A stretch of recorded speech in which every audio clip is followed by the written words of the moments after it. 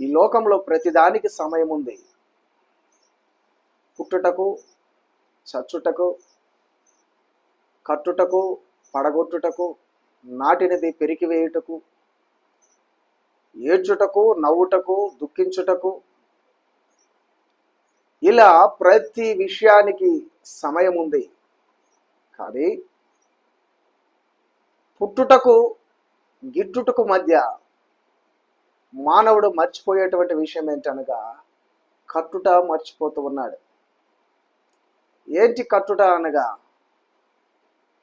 మన ఆత్మీయ జీవితము, పాడైపోయినటువంటి ఆత్మీయ జీవితాన్ని మరలా తిరిగి కట్టుకోవాలన్నటువంటి ఆశ, ఆలోచన ఈ రోజులలో మానవుడికి లేకుండా పోతుంది. ప్రతి విషయానికి సమయం ఉంటుంది, కానీ ఆత్మీయ జీవితము పాడైపోతున్నటువంటి దాన్ని తిరిగి కట్టుకుందాం అనేటువంటి ఆలోచన మానవుడు ఆలోచన చేయట్లేదు.